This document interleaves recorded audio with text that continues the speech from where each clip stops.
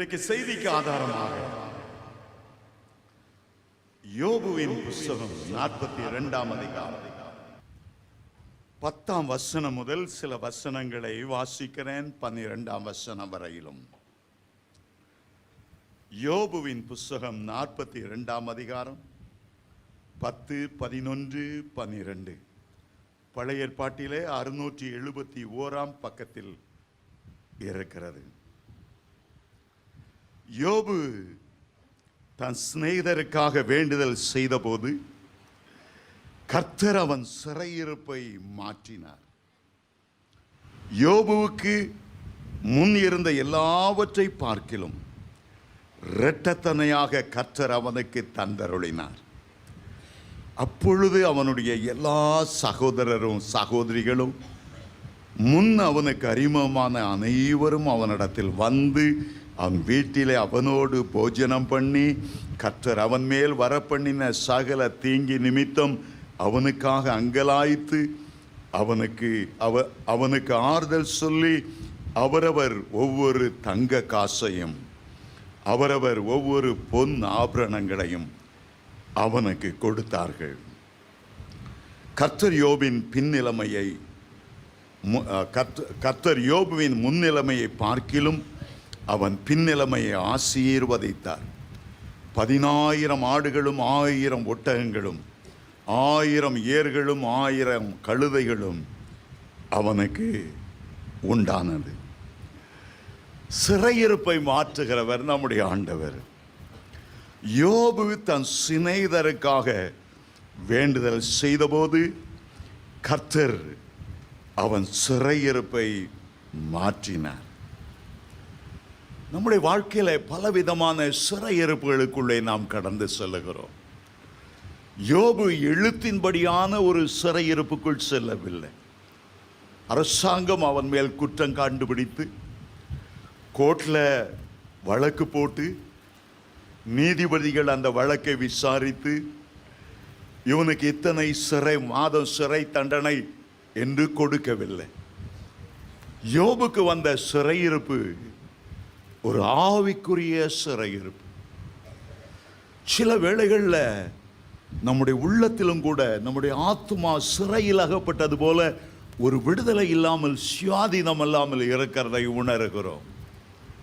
சில அந்தகார சக்திகள் நம்மை சிறையிருப்பில் வைத்திருக்கின்றன.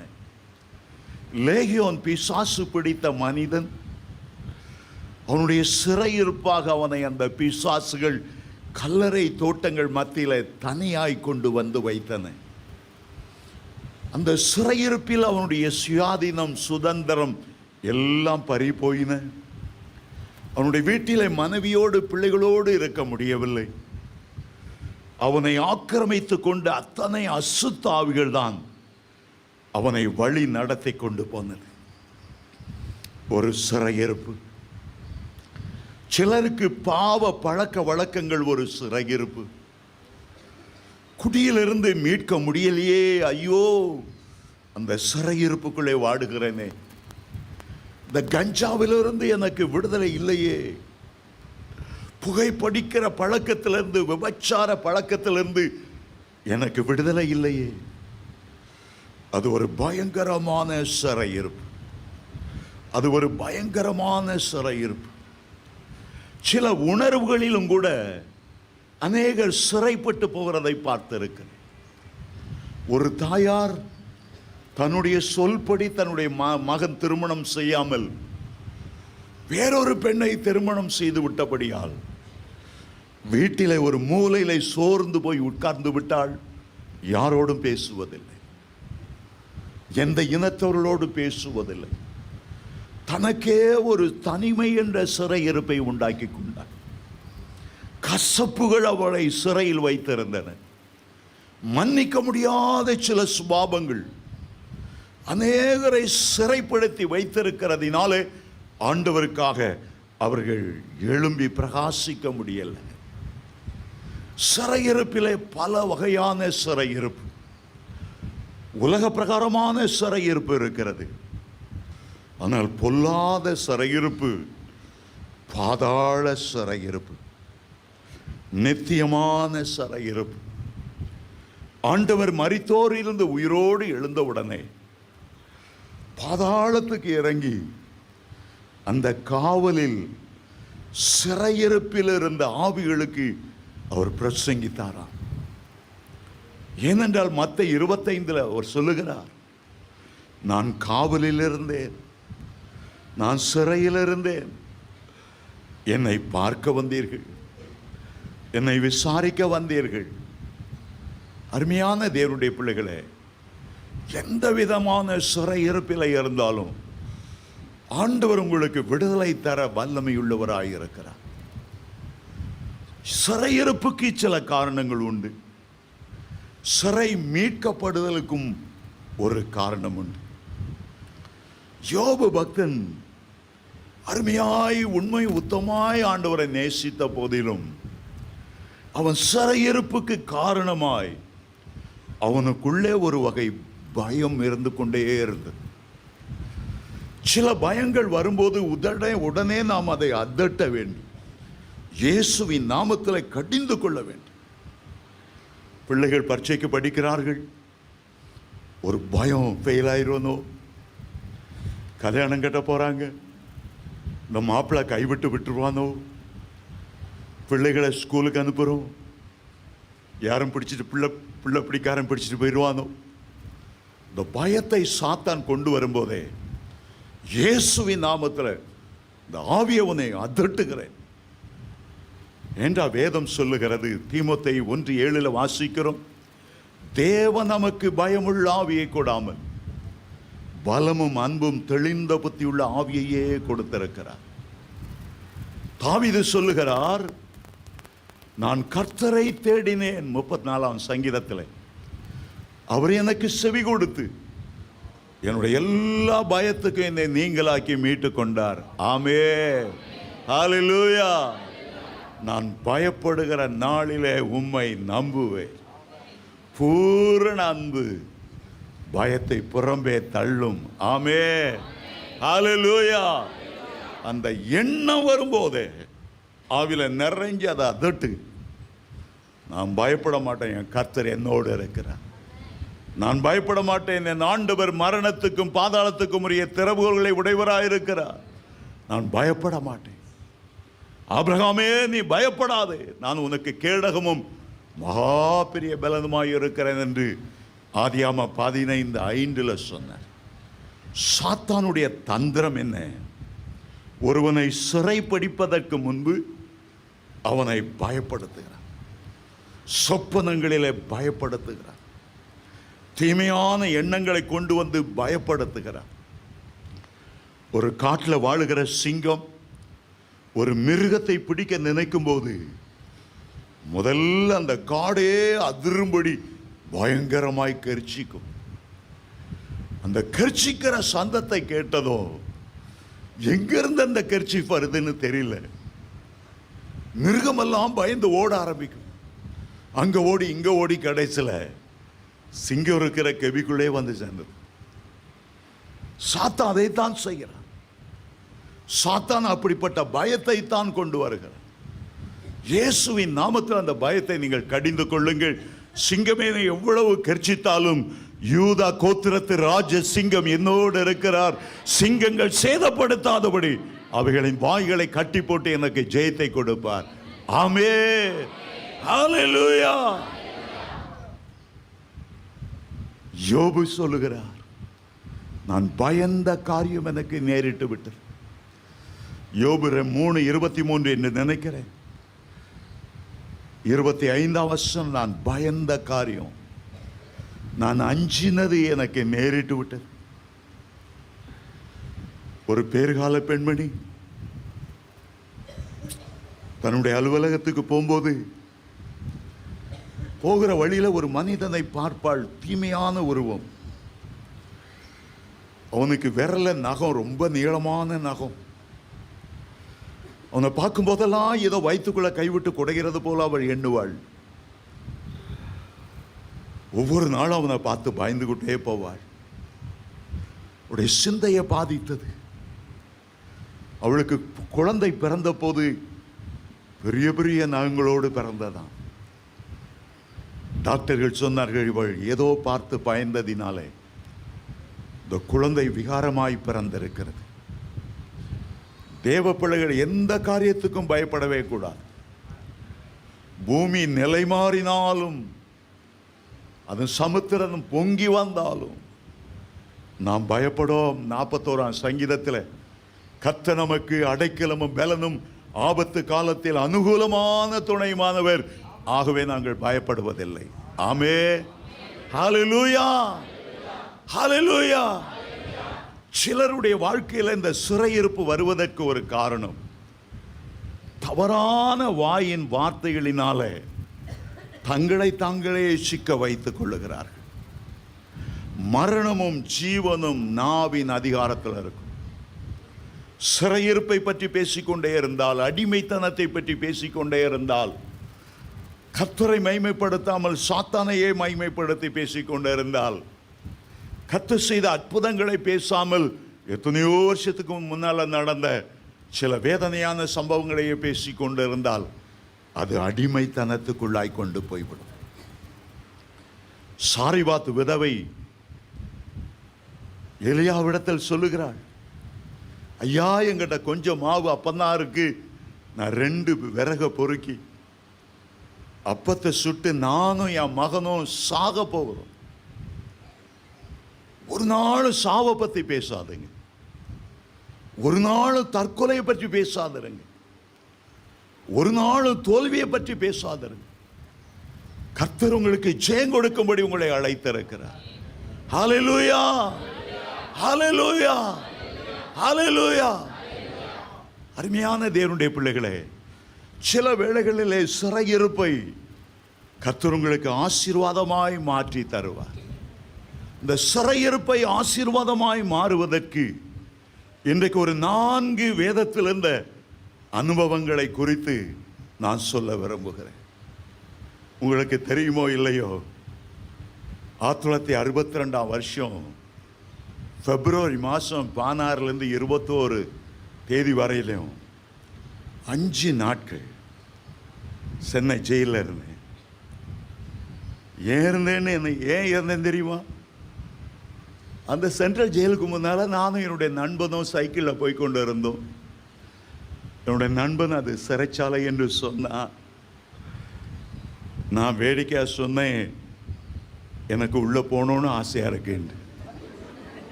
நம்ப மாட்டீங்க, கரெக்டாக ஒரு வாரத்தில் நானும் அதே நண்பனும் உள்ளே இருந்தோம். ஒரே வாரம் தான் ஹிந்தி எதிர்ப்பு போராட்டம் வந்துச்சு. நாங்கள் ஒரு போலீஸ் லாரியை கல்லெடுத்து எரிஞ்சு சில பேர் நாங்கள் இருந்த இடத்துக்குள்ளே வந்து ஒளிஞ்சனால அந்த ஸ்டூடெண்ட்ஸை பிடிக்கும்போது எங்களையும் பிடிச்சி உள்ளே போட்டான்.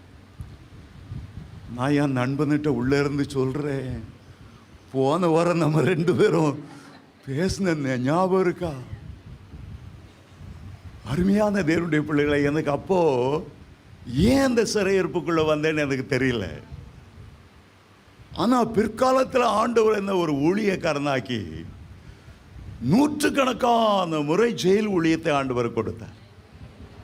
இந்தியாவில் மட்டும் இல்லை, இந்தோனேஷியா போன போதும் அங்கே ஜெயில் ஊழியத்துக்கு போனேன். மலேசியாவில் ஒரு பெரிய சிறைச்சாலை, டைப்பிங் ஜெயில், அதில் சுவிசேஷனாக போனேன். இந்திய எதிர்ப்பு போராட்டத்தில் போனது 5 நாள் தான். கர்த்தருடைய பிரசன்னத்தோடு உள்ள சென்றது ஏராளமான நாட்கள். சிறைச்சாலை அனுபவங்கள் எனக்கு ஆச்சரியமாக இருக்கிறது.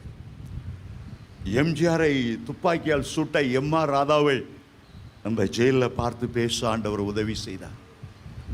தூக்குக்காக காத்து கொண்டிருந்த தன்னுடைய மாமியாரை கொலை செய்துவிட்டு கத்தியோடு போலீஸில் சரணடைந்து ஆயுள் தண்டனை பெற்ற ஒரு கைது சிறைச்சாலையில் ரட்சிக்கப்பட்ட போது இங்கே வெளியே சுவிசேஷம் இருந்து அறிவிக்க உள்ள போகிற எங்களெல்லாம் மிக அன்பா வரவேற்பு. அவ்வளோ அருமையாய் ஜெபம் பண்ணுவார். ப்ரொஃபஷனல் கில்லர், பணம் கொடுத்தா கொண்டு வந்துடுவார். வீரண்ண தேவர் என்ற ஒரு பயங்கர தலைமுறையாய் கொலையாளி அங்கே நான் சந்திக்க நேர்ந்தது. சிறை அனுபவங்களை சொல்ல போனால் அதிகமாக இருக்கும். அருமையான தேவனுடைய பிள்ளைகளே, ஆண்டவர் சிறையிருப்பை மாற்றுகிறவர்.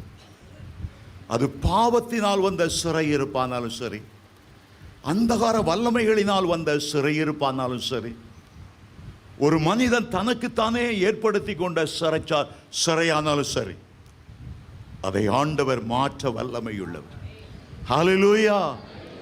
நீங்கள் எந்த விதமான சிறை அனுபவத்துக்குள்ளே போய் கொண்டிருந்தாலும் சரி, இங்கே நான் வந்த உடனே ஆண்டவர் ஒரு வார்த்தை கொடுத்தார்.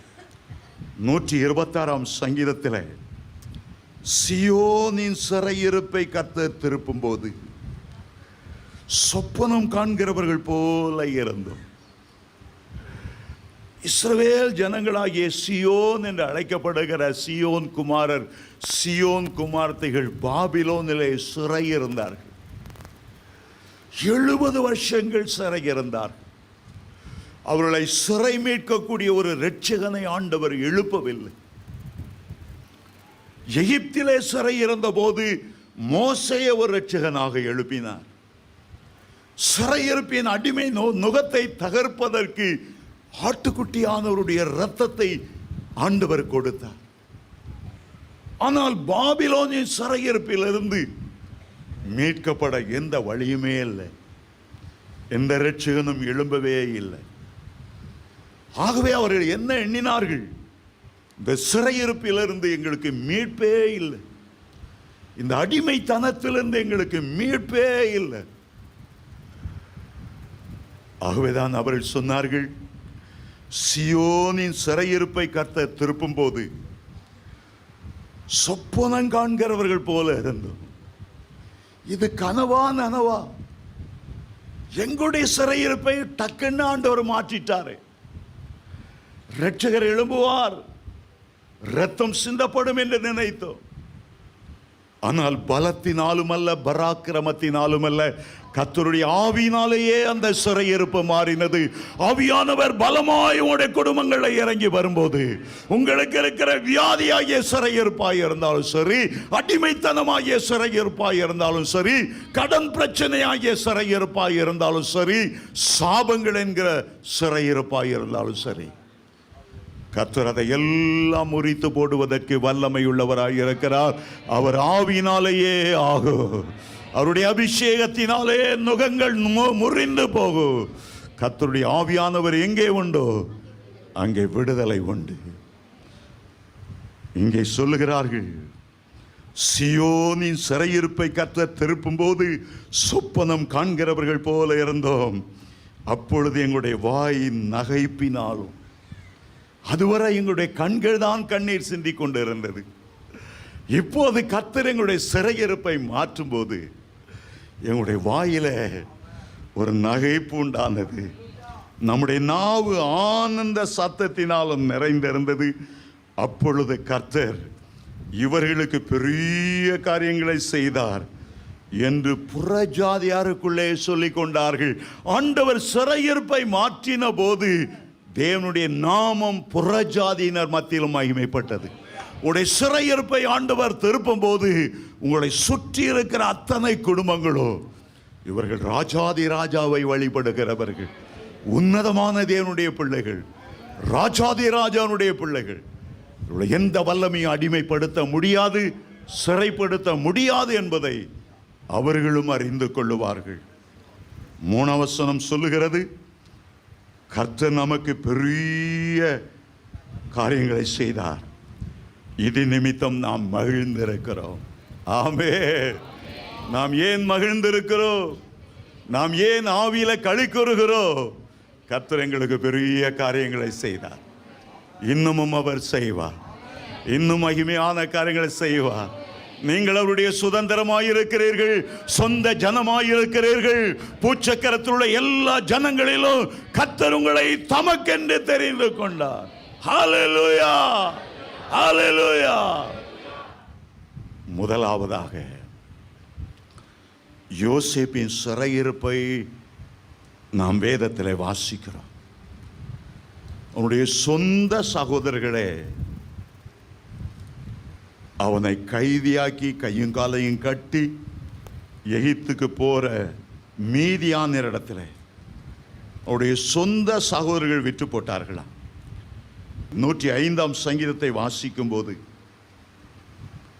17 வசனம் சொல்லுகிறது, அவர்களுக்கு முன்னாலே ஒரு புருஷனை அனுப்பினார், யோசேப்பு சிறையாக விற்கப்பட்டார்.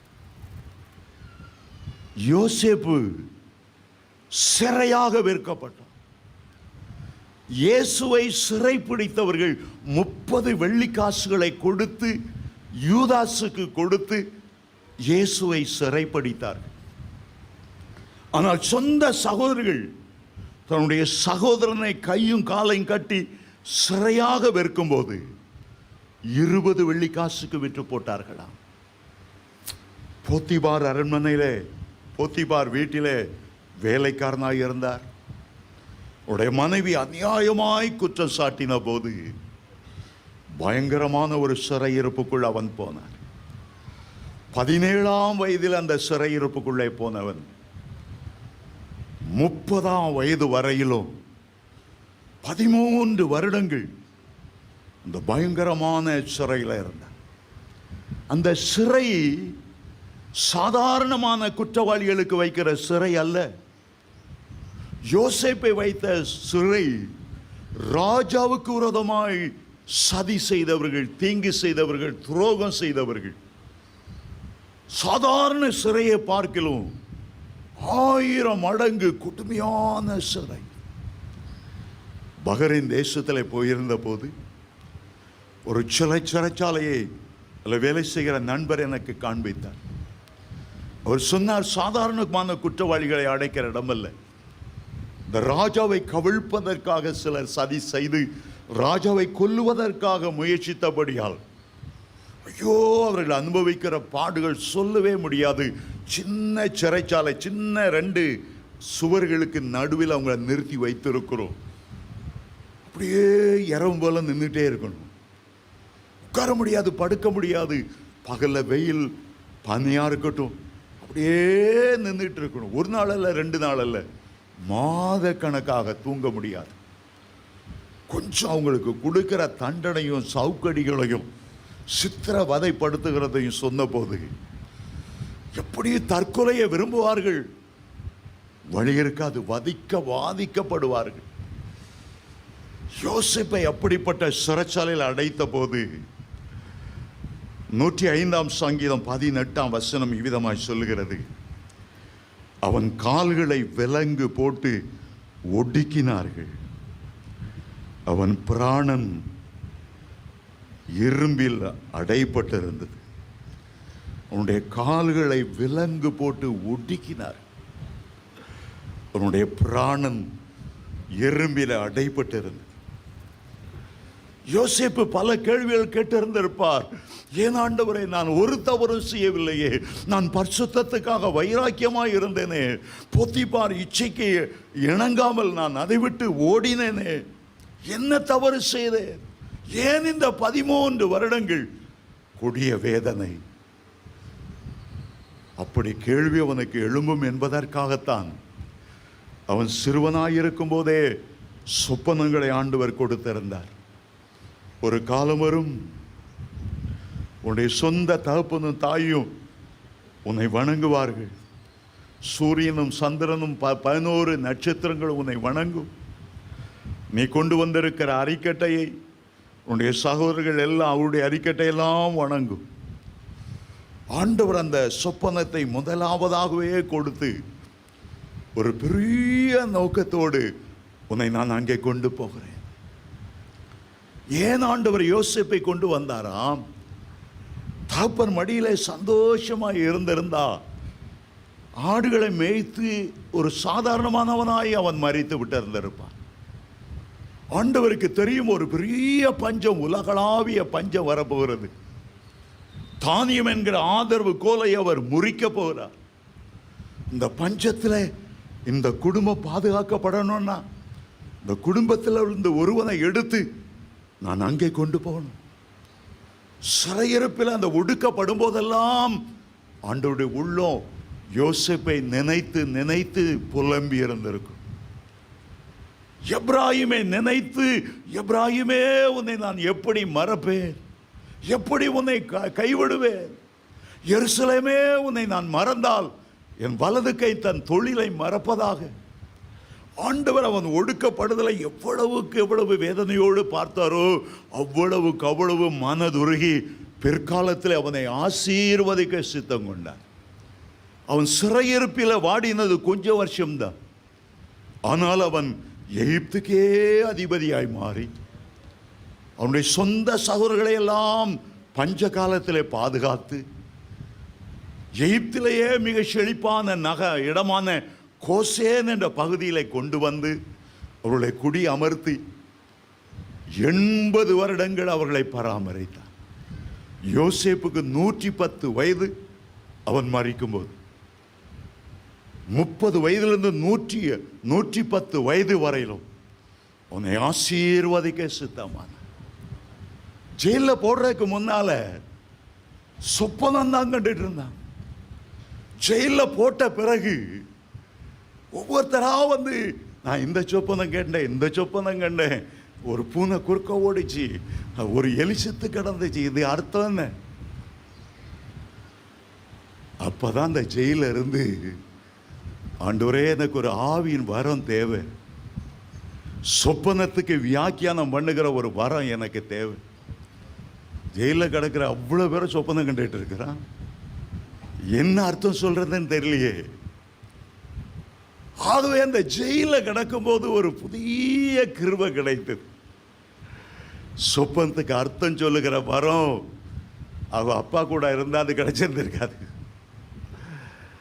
சிறையிருப்பில் தான் ஆண்டவர் அதிகமாய் தேட முடிந்தது, நெருங்கி கிட்டி சேர முடிந்தது.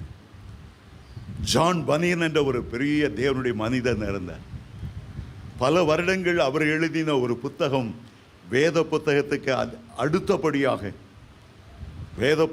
அடுத்தபடியாக அதுதான் ஹையஸ்ட் சேல்ஸ், மோட்ச பிரயாணம் என்ற ஒரு புத்தகம். அந்த புத்தகம் எப்பொழுது எழுதப்பட்டது? ஜான் பனியனை சிறைச்சாலையில் போடப்பட்ட போது, இயேசுவை சேவிக்கிறார் என்று போடப்பட்ட போது, கிறிஸ்துவ மார்க்கத்துக்கு அகெயின்ஸ்டா இருந்த மேரி என்ற ஒரு ராணி ஜெயிலில் போட்ட போது ஆண்டவர் ஒவ்வொரு நாளும் பரலோக தரிசனத்தை கொடுத்து கொண்டே இருந்தார். மோட்ச பிரயாணம் ராத்திரி எல்லாம் அந்த தரிசனத்தை கொடுப்பார், பகலெல்லாம் அவர் எழுதுவார். ரிச்சர்ட் உம்பரான் என்ற பக்தன் 14 வருடங்கள் பாதாள சிறைக்குள்ளே போடப்பட்டிருந்தார்.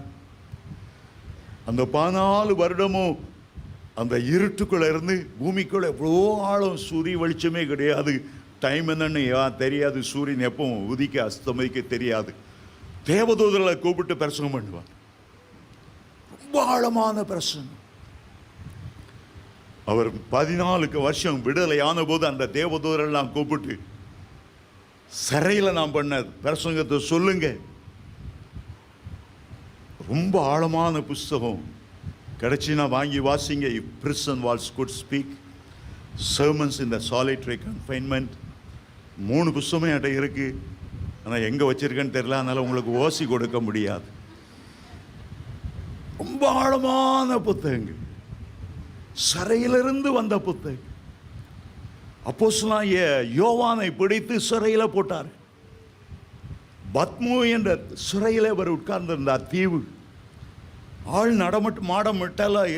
நடமாட்டம் இல்லாத ஒரு தீவு, மரஞ்செடி கொடிகள் இல்லாத ஒரு தீவு, எரிமலைகள் உள்ள தீவு. 90 வயதில் பழுத்த பழம் போல இருந்து அவருக்கு வேலை பெரிய பெரிய கருங்கல்ல வெட்டி பிளந்து அதை செதுக்கி சதுரமாக்கி ரோமாபுரியில் உள்ள நகரங்களுக்கு அனுப்புவது. ஆனால் அந்த வேளையில் அந்த சிறையிருப்பின் மத்தியில் இங்கே ஏறிவா பரலோகத்துக்கு ஆண்டவர் அழைத்து சென்றார். உலகத்தில் உள்ள தேவனுடைய பிள்ளைகளோடு ஐக்கியம் கொள்ள முடியாமல் இருந்த அவரை பரலோகத்தோடு, தேவதூதர்களோடு, பரிசுத்தவான்களோடு ஐக்கியம் கொள்ளும்படி ஆண்டவர் செய்தார். ஒவ்வொரு சிறையிருப்பையும் ஆண்டவர் நன்மையாய் மாற்றுகிறவர். இந்த ஜெயிலில் 4-5 பேருக்கு சொப்பனத்துக்கு அர்த்தம் சொல்லி பிராக்டிஸ் பண்ண அவரை ஒரு நாள் ராஜா ஆள் அனுப்பி கூப்பிடும்படி ராஜாவுக்கு ஆண்டவர் ஒரு சொப்பனத்தை கொடுத்தார். உங்களை சிறையிருப்பிலிருந்து மீட்பதற்கு சென்ட்ரல் மந்திரிகளுக்கு சொப்பனம் கொடுப்பார். ஹல்லேலூயா, ஹல்லேலூயா. இயேசுவின் நாமத்தில் சொல்லுகிறேன், உங்களுக்கு ஒரு கிஃப்ட் ஆப்ரேட் பண்ணா போதும். உங்க பாதாளத்தில் சிறையில் கிடக்கிற மாதிரி இருக்கும், ராஜா அரண்மனைக்கு ஆண்டவர் உயர்த்துவார். 9 ஆவியின் வரத்தை ஆண்டவர் உங்களுக்காக வைத்திருக்கிறார். அது அந்நிய பாஷை வரமா இருந்தாலும் சரி, பாஷைகளுக்கு வியாக்கியானம் பண்ணுகிற, சொப்பனங்களுக்கு வியாக்கியானம் பண்ணுகிற, தரிசனங்களுக்கு வியாக்கியானம் பண்ணுகிற வரமா இருந்தாலும் சரி, தீர்க்க தரிசனம் வரமா இருந்தாலும் சரி, விசுவாச வரமா இருந்தாலும் சரி, சுகமளிக்கிற வரமா இருந்தாலும் சரி, அற்புதங்களை செய்கிற வசனமா இருந்தாலும் சரி, ஆவிகளை பகுத்துணர்கிற வரமா இருந்தாலும் சரி, எந்த வரமா இருந்தாலும் ஒரு வரம் உங்களுடைய வாழ்க்கையில் ஆப்ரேட் பண்ணிட்டா உங்களுடைய கிறிஸ்துவ வாழ்க்கையே மாறிப்போம். ஏராள ஆத்துமாக்கு உங்க வீட்டை தேடி வந்து நிற்பாங்க. ஆமென், ஹல்லேலூயா, ஹல்லேலூயா, ஹல்லேலூயா. உங்களுடைய வாழ்க்கை ஆண்டவர் மாற்றுவார். யோசேப்பின் சிறையிருப்பை ஆண்டவர் மாற்றினார். காரணம் என்ன? யோசேப்பை புடமிட்டதின் காரணம் என்ன?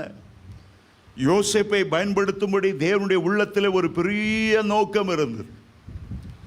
அந்த நோக்கத்தை நிறைவேற்ற அவனை தாழ்மையுள்ளவனாய் மாற்றுவதற்கு, ஆவின் வரங்களால் நிறைந்தவனாய் மாற்றுவதற்கு, கர்த்தரையே உறுதியாய் பற்றி கொள்ளும்படி ஒரு உள்ளத்தை கொடுக்கும்படி சிறையிருப்பின் பாதையை ஆண்டவர் அவனுக்கு அனுமதித்தார். சிறையிருப்பில் ஒரு பெரிய ஆசீர்வாதம். இரண்டாவதாக இன்னொரு மனுஷனை பார்க்கிறோம். நியாயாதிபதிகளின் புஸ்தகம் 16ஆம் அதிகாரம் 21ஆம் வசனம் 25ஆம் வசனம். உலகத்திலேயே மாபெரும் பலவான் என்று அழைக்கப்பட்ட ஒரு பெரிய தேவ மனிதன் சிம்சோன்.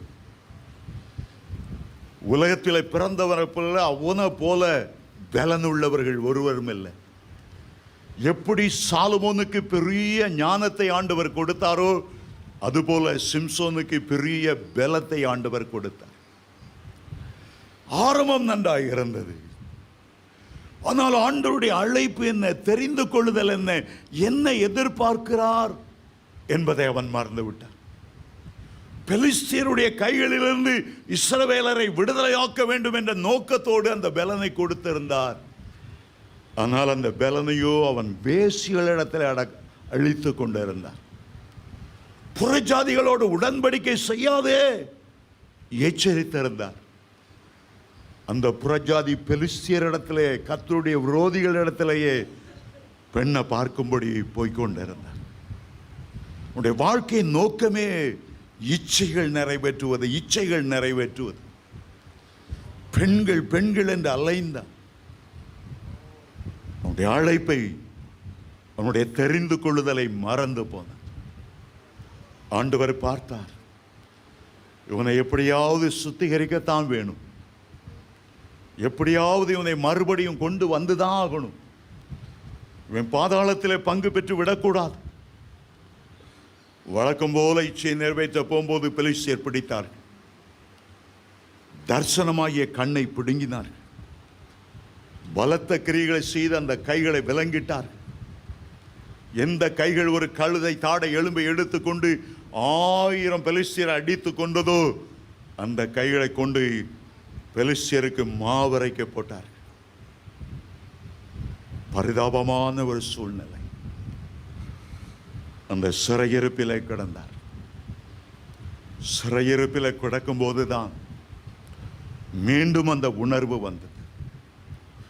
ஆண்டவரை நான் துக்கப்படுத்திட்டேனே, என் அழைப்பை மறந்துட்டேனே, பெலிஸ்தியர் கையிலிருந்து என் ஜனங்களை விடுதலையாக்க வேண்டிய நான் உடைய கையில் அடிமைப்பட்டு போனேனே.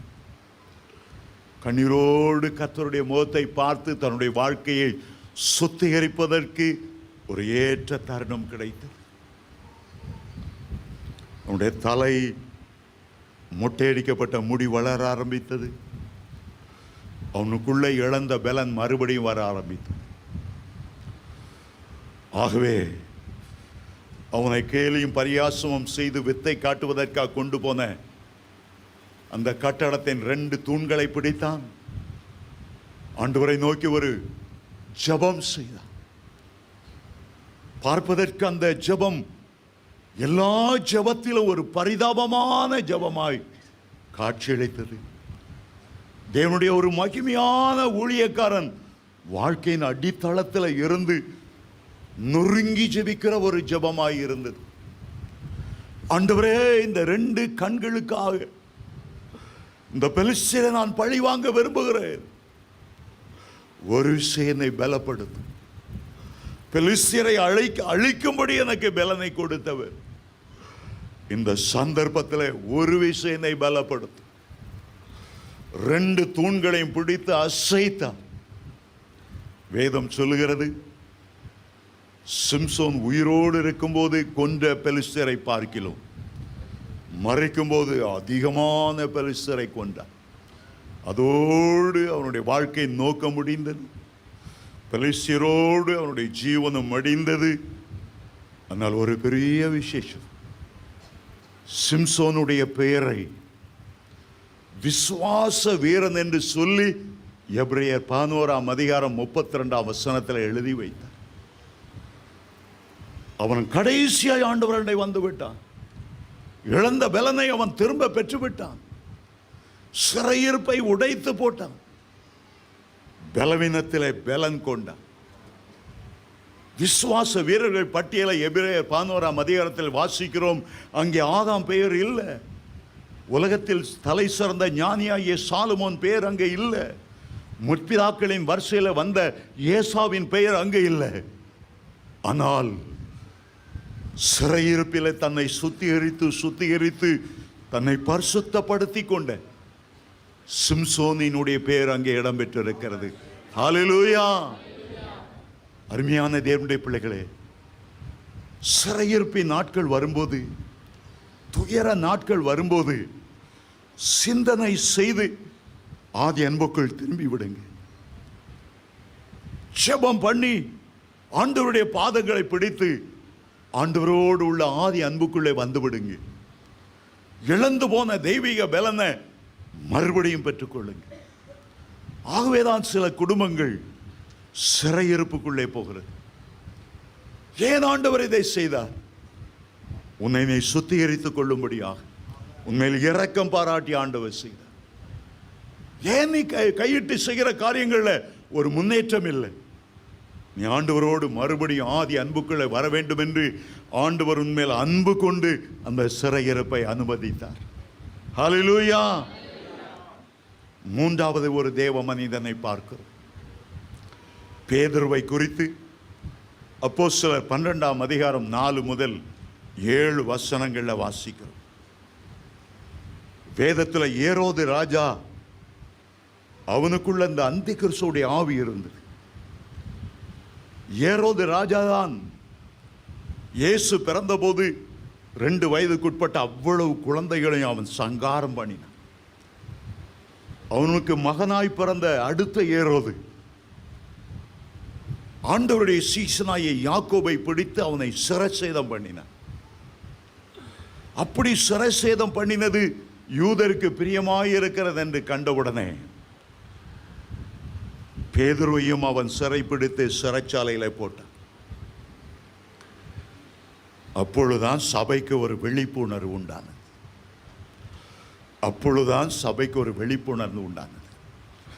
ஐயோ, இந்த யாக்கோபுக்காக ஜெபிக்க ஒருவரும் இல்லாதனால சிறையிலேயே அவன் சிறைச்சேதம் பண்ணப்பட்டு விட்டான்.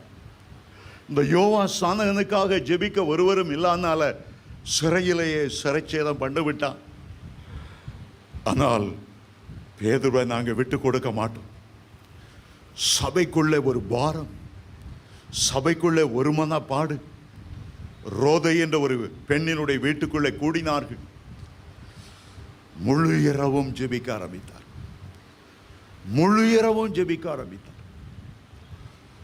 ஊழியக்காரர்களுக்காக ஜெபிக்க வேண்டியது எவ்வளவு கடமை. எந்த சபை உங்களுக்காக ஜெபிக்கிறதோ பாரம் கொள்ளுகிறதோ நிச்சயமாகவே நீங்கள் ஆசீர்வதிக்கப்பட்டவங்க. உங்களுக்காக ஜெபிக்கக்கூடிய சபையாய் இருக்கும்போது நீங்கள் ஆசீர்வதிக்கப்படுவீங்க. பேதுரு சிறைப்பட்டு இருந்த போது சபையார் அவனுக்காக ஊக்கமாய் ஜெபம் பண்ணினார். பேதுரு அந்த நேரத்தில் என்ன செய்தார்? நல்லா கொரட்டை விட்டு தூங்கிட்டு இருக்கிறேன். கவலையே இல்லை. பொதுவாக சிலையில் நாளைக்கு அவனுக்கு கழுத்தை வெட்ட போகிறாங்கன்னா யாருக்கும் தூக்கம் வராது. ஆனால் பேதுருக்கு ஆண்டவர் கொடுத்த ஒரு பெரிய கிருபை, என்ன நடந்தாலும் சரி மரணத்தை ஜெயித்தவர் என் கூட இருக்கார், நான் என்னத்தை கவலை பண்ணணும். ஜெயில் ஊழியத்தில் நான் பார்த்துருக்கிறேன், தூக்குக்காக கைதிகள் கொண்டு போகும்போது 3 நாளைக்கு முன்னால் அவங்களுக்கு பைத்தியம் பிடிச்சிடும், மரண பயம். ஐயோ, அந்த கழுத்தில் கயிறு இருக்கும்போது நாக்கு மாதிரி தொங்குமே, கண்ணெல்லாம் பிதுங்குமே, எங்கே போகிறோம், அந்த தூக்கு கயிறுக்கு அங்கே என்ன இருக்கிறது? ஒரு உண்மையான சம்பவம், நேரமில்லை என்றாலும் சொல்லிடுறேன். வரதட்சணையில் ஒரு மாமனாருக்கும் அடுத்த சம்பந்திக்கும் சண்டை வந்தது. கணவன் மனைவி ஹனிமூன் போயிட்டு அப்போ தான் திரும்பினாங்க. இந்த கணவன் பார்க்குறான், தன்னுடைய தகப்பனை பெண்ணுடைய தகப்பனை போட்டு அடின்னு கீழே போட்டு அடிக்கிறத பார்த்த உடனே தாங்க முடியல, வேகமாக வீட்டுக்குள்ளே ஓடனான். ஒரு அரிவாள் எடுத்து வந்து மாமனாரை வெட்டிட்டான். யோசிக்கவே இல்லை. அவனை கைது செய்தாங்க, ஜெயிலில் போட்டாங்க. உனக்கு தூக்கு தண்டனை. அவன் கவர்னருக்கு விண்ணப்பித்தான், எல்லாருக்கும் விண்ணப்பித்தான். ஜனங்களெல்லாம் எழுந்தாங்க. அவன் அவசரப்பட்டு செய்தான், எமோஷனலாக செய்தான், உணர்ச்சி வசப்பட்டு செய்துட்டான். திடீர்னு பார்த்த உடனே அவங்க அப்பா கீழே கடந்து மேலேருந்து சம்பந்தி அடிக்கிற பார்த்த உடனே எதிர்பார்க்கலை. அந்த பெண்ணும் கூட, என் கணவனோட 1 வாரம் தான் நான் வாழ்ந்தேன், தயவுசெய்து வாழும்படி உதவி செய்யுங்க. ஜனாதிபதிக்கு கவர்னருக்கு தந்தி மேலே தந்தி. அவன் தூக்கில் போடுறதுக்கு முந்தின நாள் அவனுடைய மனைவி அவனை பார்க்கும்படி அரசாங்கத்தில் விண்ணப்பம் செய்து அவனை பார்க்க வந்தாள். கம்பிக்கு வெளியே அவன் நின்று கொண்டிருந்தான். கம்பிக்கு இந்த பக்கத்தில் மனைவி நின்று கொண்டிருந்தாள். ஏறக்குறைய 2 வருஷம் அந்த ஜெயிலில் கடந்து போகிற அப்போதான் மனைவியை பார்க்கிறான். 6 நாள் தான் மனைவியோடு வாழ்ந்தவன். அவள் அவனை கண் கொட்டாமல் பார்த்து கொண்டே இருந்தாள். அவனும் அவளையே பார்த்து கொண்டிருந்தான். 1/2 மணி நேரம் ஒருத்தரும் ஒரு வார்த்தையும் பேசலை. கண்களில் கண்ணீர் வழி அவளும் அவனை பார்த்தார். அவனும் கண்களில் கண்ணீர் வழி அவளை பார்த்தான். 1/2 மணி நேரம் கழிச்சு போலீஸார் வாமா நேரம் முடிஞ்சது என்று கூப்பிட்டாங்க. அவள் கம்பியை பிடித்து அவனையே பார்த்து கொண்டு இருந்தாள். போலீஸ்கார் சொல்லி கேட்காதனால அவளை கையை பிடிச்சு இழுத்தார்கள். பலத்த ஒரு அலறல் அலறினாள். போலீஸாரில் ஏற்றி அவளை கொண்டு போய் பெற்றோர் வீட்டில் விட்டான். நாளைக்கு அவனுக்கு தூக்கு. அதுவரை அவனால் பொறுத்திருக்க முடியல. தன்னுடைய சிறை அறைக்கு போனான். கம்பளத்தெல்லாம் கிழித்தான். சிறையிலே தூக்கு போட்டு நாளைக்கு அவனை தூக்கு. அதுக்கு முன்னால் அவன் தொங்கிட்டான். அவன் தொங்கி சில மணி நேரம் கழிச்சு தந்தி வருது ஜனாதிபதியிடத்திலிருந்து, உன்னை நான் மன்னிச்சிட்டேன், இந்த தூக்கு தண்டனையை மாற்றிருங்க என்று. லேட். அவனால் தாங்க முடியல. அவனால் அடுத்த நாளை கூட கடக்க முடியல. அவருடைய பார்வை அவனை கொன்றது. அவனுடைய அலறல் சத்தம் அவனை கொன்றது. ஆண்டவர் சிறையிருப்பை மாற்ற எப்போதும் ஆவலாயிருக்கிறார். பிரசிடென்ட் கொடுக்கிற கருணை மனுவை பார்க்கிலும் கர்த்தருடைய கருணை பெரிய கருணை. அவசரப்பட்ட எந்த முடிவுக்கும் தேவ பிள்ளைகள் வரக்கூடாது. சிறையிருப்பை நன்மையாய் மாற்றுகிற ஆண்டவர் நம்முடைய ஆண்டவர். எந்த சிறையிருப்பின் வழியாக நீங்கள் சென்றாலும் கர்த்தர் அந்த சிறையிருப்பை இன்றைக்கு முறிக்க விரும்புகிறார். நாளைக்கல்ல, இன்றைக்கே கர்த்தர் அந்த சிறையிருப்பை முறிக்க விரும்புகிறார். கடன் என்கிற சிறையிருப்பை முறிக்க விரும்புகிறார். சமாதான குறைவு என்ற சிறையிருப்பை முறிக்க விரும்புகிறார். கர்த்தருடைய மனதுருக்கம் அதை செய்யும். உன்மேல் அவர் மனதுருகிறபடியினாலே இன்றைக்கு நீ கடந்து போகிற எல்லா சிறையிருப்பையும் ஆண்டவர் மாற்ற வல்லமையுள்ளவர். நாம் இழந்து நிற்போம். மீண்டும் ஒரு விசை கைகளை உயர்த்தி கொள்ளுங்க. எந்த விதமான சிறையிருப்பில் நீங்க போறீங்கிறத ஆண்டவர்கிட்ட சொல்லுங்க. என் வீட்டில் நான் ஒரு அனாதை போல இருக்கிறேன். என் வீட்டில் என்ன நேசிக்க ஒருவரும் இல்லை. என் பிள்ளைகள் என்னை விட்டு தூரமாக போகிறாங்க. என்னுடைய கணவன் இன்னும் ரட்சிக்கப்படலை. விடுதலையோடு ஆராதிக்க முடியல. இரவில் ஒரு பயத்தின் ஆவி என்னை வேதனைப்படுத்துகிறது. தாங்க முடியாத ஒரு நோய் என் சரீரத்தை பற்றி கொண்டது. ஏதோ ஒரு சாபம் நாங்கள் முன்னேற முடியாதபடி எங்கள் குடும்பத்தை தடுத்து கொண்டு இருக்கிறது. ஏதோ ஒரு பிரச்சனை ஒரு முள் போல என் வாழ்க்கையில் வீசிக்கொண்டு இருக்கிறது. என் வாழ்க்கையில் வீசிக்கொண்டு இருக்கிற புயல் இன்னும் அமரல்ல. என் உள்ளம் கொந்தளித்து கொண்டே இருக்கிறது. என்ன காரணம்னு தெரியாம இனம் புரியாத ஒரு கலக்கம் என்னை வாட்டிக்கொண்டே இருக்கிறது. இப்போது ஒரே வார்த்தை, இயேசுவே கூப்பிட போறோம். யார் யாருக்கு சிறையிருப்பிலிருந்து விடுதலை வேணுமோ ஒரே வார்த்தை, ஒரே வார்த்தை, இன்னும் சத்தமாய், இன்னும் சத்தமாய், Jesus, Jesus, Jesus, Jesus, Jesus, Jesus, Jesus. எல்லா சிறையிருப்பும் நொறுங்கி விழுகிறதற்காய் நன்றி. எல்லா சங்கிலிகளும் அருந்து விழுகிறக்காய் நன்றி. எல்லா இரும்பு கதவுகளும் உடைகிறக்காய் நன்றி. எல்லா வெண்கல தாழ்பாள்கள் முறிகிறக்காய் நன்றி. எல்லா அந்தகார வல்லமைகள் விலகி ஓடுகிறக்காய் நன்றி. எல்லா மந்திரவாதங்களும் நொறுங்கி விழுகிறக்காய் நன்றி. கர்த்தர் அல்லவா அதை செய்தீர். உமக்கு நன்றி, நன்றி, நன்றி, நன்றி. ஹல்லேலூயா, ஹல்லேலூயா. கர்த்தர் உங்களை விடுதலையாக்கி இருக்கிறார். நப்தலி விடுதலை பெற்ற பெண்மான் என்று அழைக்கப்படுகிறார். விடுதலை பெற்றீர்கள். ஆவியானவர் எங்கே உண்டோ?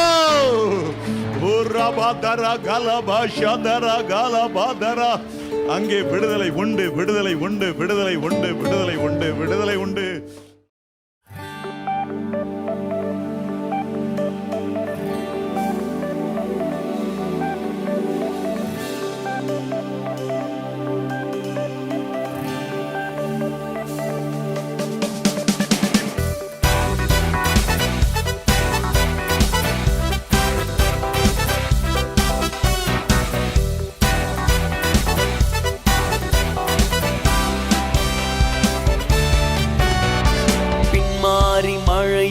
பொழியட்டுமே, வானத்தின் மதகுகள் திறக்கட்டுமே, அக்கினி பெருமழை இறங்கிடவே எலியாக்களை எழுப்பும். பின்மாறி மழை இன்று பொழியட்டுமே, வானத்தின் மதகுகள் திறக்கட்டுமே, அக்கினி பெருமழை இறங்கிடவே எலியாக்களை எழுப்பும். எழுப்புதல் நாயகனே, எழுந்திடும் தேசத்திற்காய், கிழித்திடும் வானங்களை அக்கினி பரவட்டுமே. எழுப்புதல் நாயகனே, எழுந்திடும் தேசத்திற்காய், கிழித்திடும் வானங்களை அக்கினி பரவட்டுமே.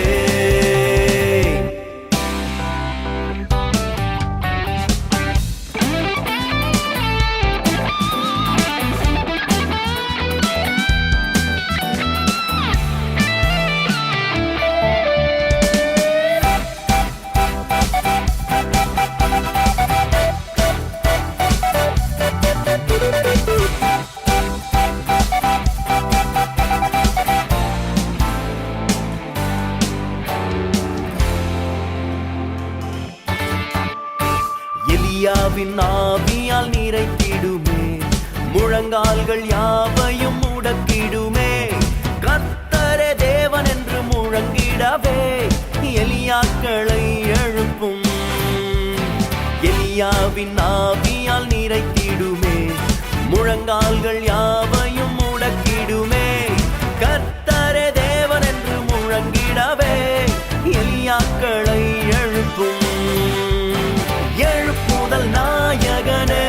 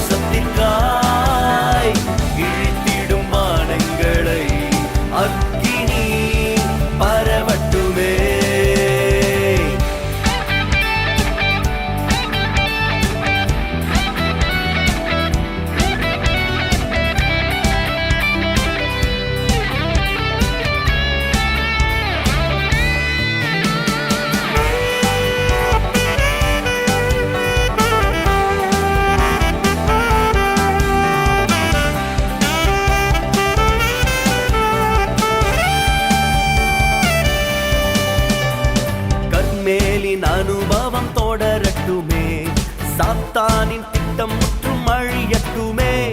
பாகாலின் நேரம் இப்போ முடிகிறதே, எலியாக்களை எழுப்பும். கர்மேலின் அனுபவம் தொடரட்டுமே, சாத்தானின் திட்டம் முற்றும் அழியட்டுமே. பாகாலின் நேரம் இப்போ முடிகிறதே, எலியாக்களை எழுப்பும். எழுப்புதல் நாயகனே, எழுந்திடும் தேசத்திற்காய், கிழித்திடும் வானங்களை அக்கினி பரவட்டுமே. எழுப்புதல் நாயகனே, எழுந்திடும் தேசத்திற்காய், கிழித்திடும் வானங்களை அக்கினி பரவட்டுமே.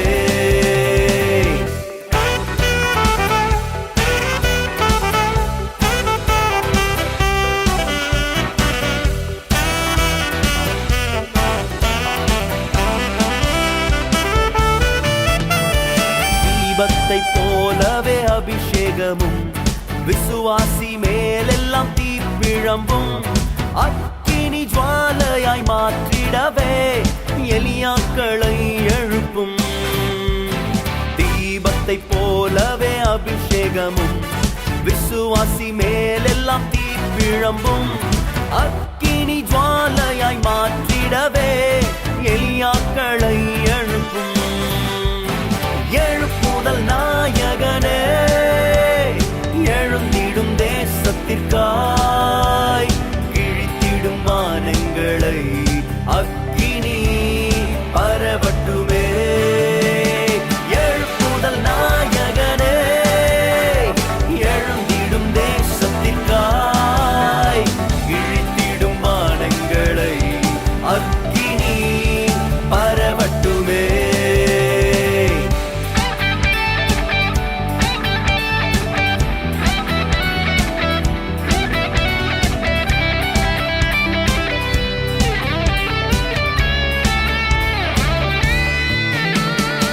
கிருபையின் காலங்கள் முடிகிறதே, வருகையின் நேரம் வந்திட்டதே.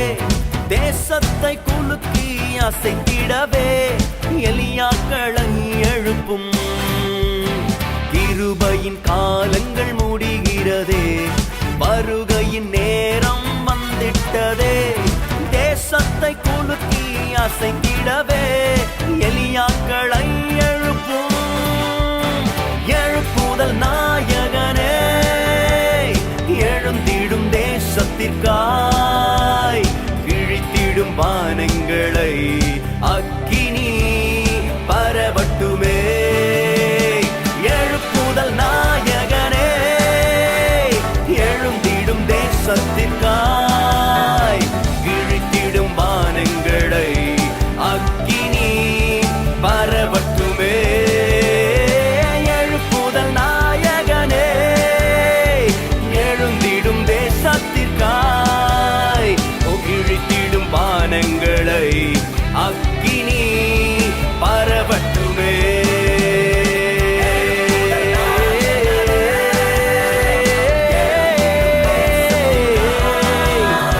கிழித்திடும் வானங்களை அக்கினி பரவட்டுமே.